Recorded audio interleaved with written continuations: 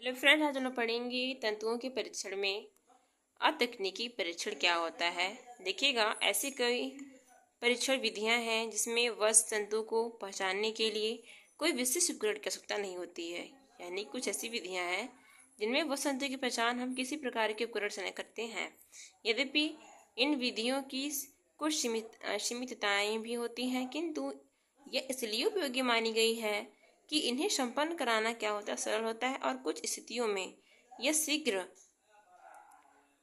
परीक्षण उपलब्ध करवा देते हैं। यानी कि आप कुछ ही समय में आप इसके बारे में तुरंत जान सकते हैं और यह विधि अत्यंत ही सरल होती है। इसमें पहला पॉइंट है कि हाथों से छूकर या स्पर्श परीक्षण से बोलते हैं फीलिंग टेस्ट। इसमें क्या करते हैं कि हम हाथों से छू करके उससे हम बताते हैं कि किस प्रकार का तंतु है। जैसे देखिएगा, स्पर्श परीक्षण में अनुभव की आवश्यकता होती है। लंबे समय तक विभिन्न वस्त्रों के संपर्क में रहने से उनके स्पर्श में अंतर में समझ आता है।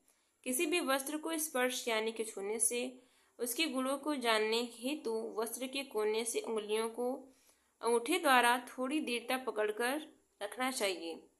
किसी भी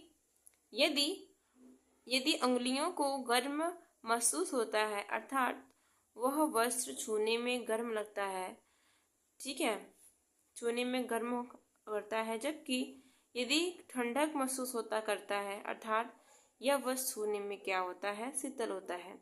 इस प्रकार विभिन्न वस्त्र तंतुओं का स्पर्श गुण भिन्न भिन्न होता है। अगर मान लीजिए, अगर हम कपड़ों को काफ़ी देर तक पकड़े हुए हैं, अगर वो गर्म महसूस हो रहा, मतलब क्या कि आपके जो वस्त्र है, तंतु हैं, कैसे हैं, वो आपके गर्म है, ठीक है, जबकि वह छूने पर हमें ठंडा महसूस कर रहा है। इसका मतलब क्या है कि वो छूने में काफ़ी शीतल महसूस कर रहा है हमें।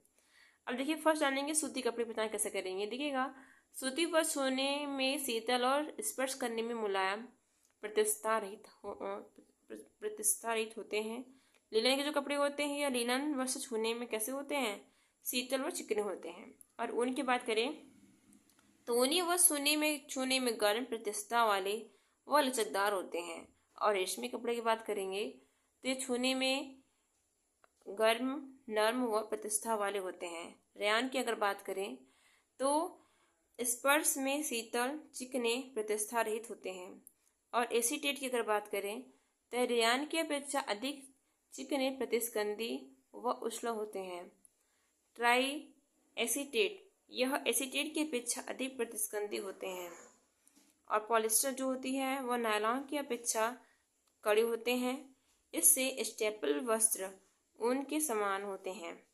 नायलॉन की अगर बात करें तो यह बहुत ही चिकने, भार में हल्के, प्रत्यक्षता वाले व पर्याप्त प्रतिस्कंदी होते हैं।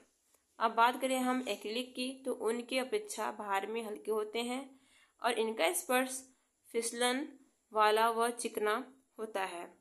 ओलेफिन वस्त्र की बात करें तो स्पर्श में यह अत्यधिक प्रतिस्कंदी व हल्के होते हैं।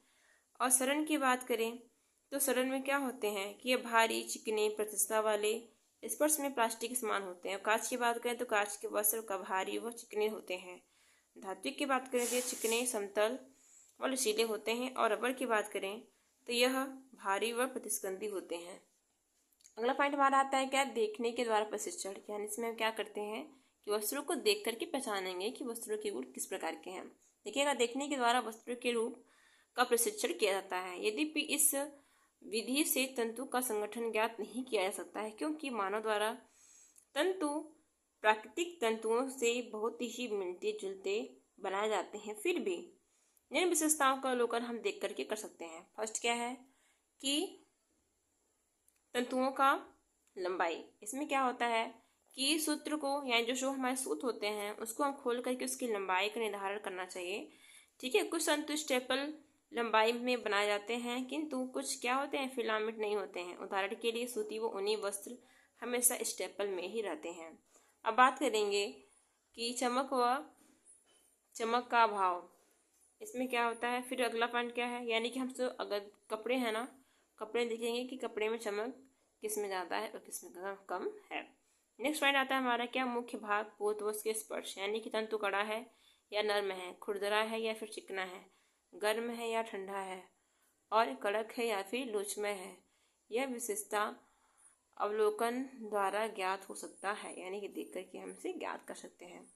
नेक्स्ट आता है दहन परीक्षण, बर्निंग टेस्ट। ये क्या करते हैं कि यह प्रशिक्षण वस्त्रों के विभिन्न प्रकार के तंतुओं को जला करके किया जाता है। तंतु के जलने की यह प्रक्रिया से ही यह ज्ञात हो जाता है कि वह सेलुलोज तंतु है अथवा वानस्पतिक या फिर मानव की तंतु है।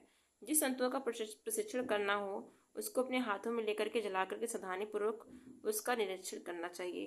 निरीक्षण करते समय यह हमें ध्यान में रखना चाहिए कि तंतु जल रहा है अथवा नहीं। हमें यह देखना होगा कि जो तंतु है वो जल रहा है या फिर नहीं। यदि जल रहा है तो वह किस प्रकार का जल रहा है। जलते समय तंतु में निकलने वाली जो गंध है उसको हमें नोट में रखना चाहिए, नोट करके कर लेना चाहिए। जब तंतु पूर्ण रूप से जल जाए तो उसकी राख के रंग तथा रूप, कड़ापन आदि का हमें ध्यान पूर्वक से उसका परीक्षण करना चाहिए।